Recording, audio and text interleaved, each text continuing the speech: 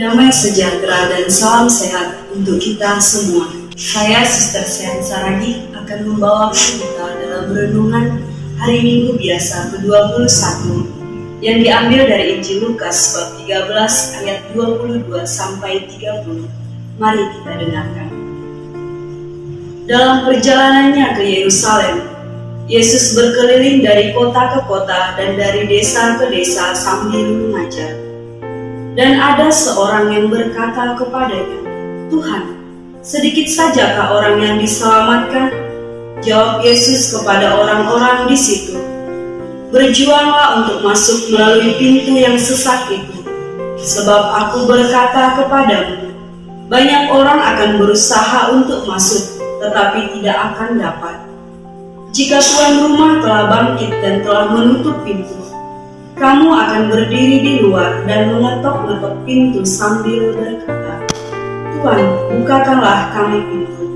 Dan ia akan menjawab dan berkata kepadamu, 'Aku tidak tahu dari mana kamu datang.' Maka kamu akan berkata, 'Kami telah makan dan minum di hadapanmu, dan engkau telah mengajar di jalan-jalan kota kami.' Tetapi ia akan berkata kepadamu, 'Aku tidak tahu dari mana kamu datang. Enyahlah dari hadapanku, hai kamu sekalian yang melakukan kejahatan.'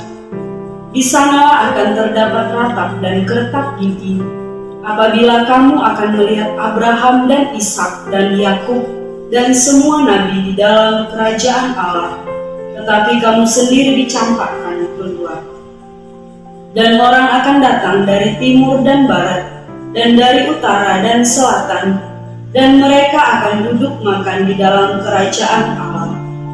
Dan sesungguhnya ada orang yang terakhir yang akan menjadi orang yang terdahulu, dan ada orang yang terdahulu yang akan menjadi orang yang terakhir." Demikianlah sabda Tuhan. Terpujilah Kristus. Saudara-saudari yang terkasih, saya akan membawakan sebuah renungan singkat, dan saya akan memberikan tema menemukan jalan terbaik.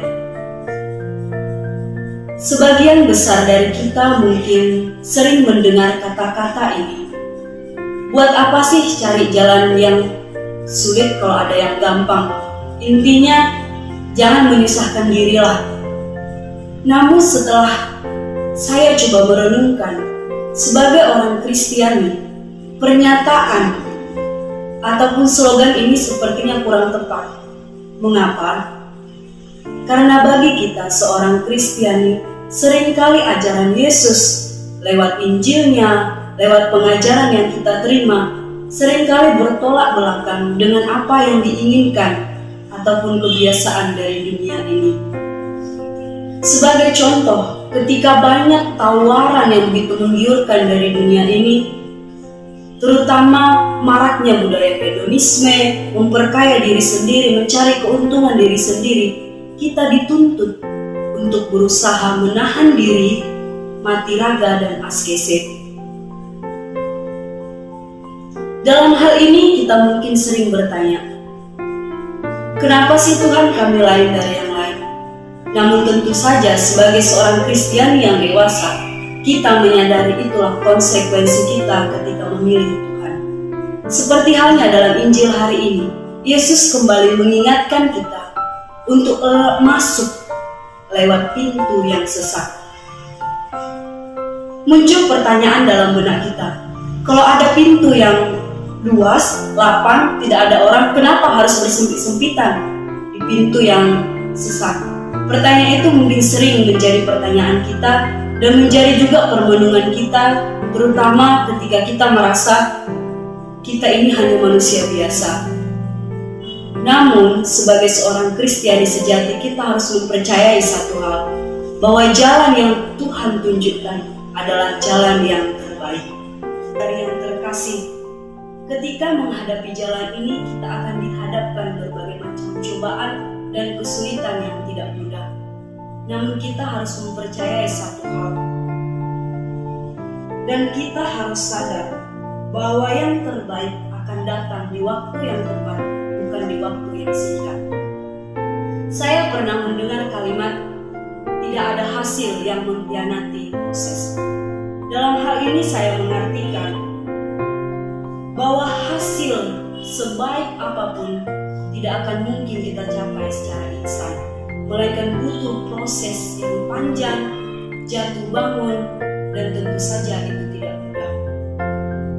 Sama halnya dengan kita, Tuhan menuntut kita bukan hanya ingin mencapai sebuah proses yang singkat sehingga kita menggunakan segala macam cara yang paling instan untuk mencapainya, sehingga yang terjadi kita akan merasa gagal dan akan merasakan menikmati sendiri hasil yang tidak memuaskan. Seperti halnya hari ini, Yesus dalam Injilnya mengatakan bagaimana sih cara untuk mencapai keselamatan. Tentu saja yang dimaksudkan oleh Yesus bukan keselamatan yang secara instan, melainkan Dia mau melihat bagaimana proses kita ketika menjalani dan mencapai keselamatan itu.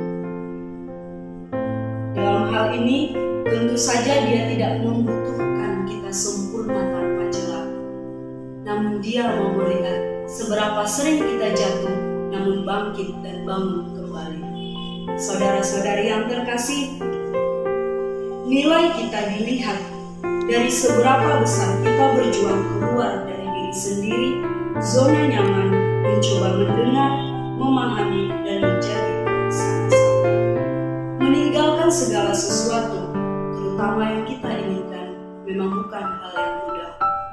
Namun konsekuensi yang harus kita lalui adalah melakukan semua itu dengan penuh percaya bahwa Tuhan telah memberikan jalan terbaik bagi kita. Itulah jalan yang harus kita ikuti, walaupun kita akan jatuh bangun dalam menghadapinya. Kita akan melewati beberapa proses yang menyakitkan, dan kita sadar kita akan merasakan lelah, capek, merasa jenuh, putus asa, dan bahkan hampir menyerah. Namun dari semuanya ini, kita harus tetap berkata pada diri sendiri dan menyadarkan diri kita bahwa segala kesulitan adalah cara untuk memperoleh hal yang terbaik. Saudara-saudari yang terkasih, Tuhan sudah memberi kita jalan dan kita percaya itulah jalan terbaik. Walaupun kita akan menghadapi berbagai macam kesulitan, rintangan, godaan, merasa lelah, putus asa, dan bahkan hampir menyerah.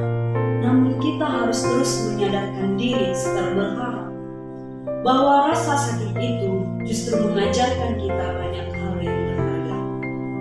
Serta tetap percaya bahwa Tuhan tidak akan pernah membiarkan kita sendirian, melainkan rasa sakit itu mengajarkan kita banyak hal berharga, dan kita terus percaya bahwa Tuhan tidak akan pernah meninggalkan kita sendirian dan selalu menyertai kita sampai kita memperoleh keselamatan sejati. Nah, saudara-saudari yang terkasih, kata-kata Yesus yang terakhir mengatakan bahwa banyak orang yang terdahulu akan menjadi yang terakhir, dan yang terakhir akan menjadi terdahulu. Saya merenungkan ini sebagai salah satu cara Tuhan mengingatkan kita bahwa dalam Dia tidak ada kata terlambat. Jadi kita tidak boleh berkata, saya terlalu tua, untuk apa berubah lagi? Atau saya terlalu muda, belum waktunya berubah. Dalam arti bahwa dalam Tuhan tidak ada hari esok maupun hari kemarin, melainkan hari ini sebagai kesempatan yang paling berharga untuk kita mencari dan menemukan jalan Tuhan dan membuat hidup kita menjadi lebih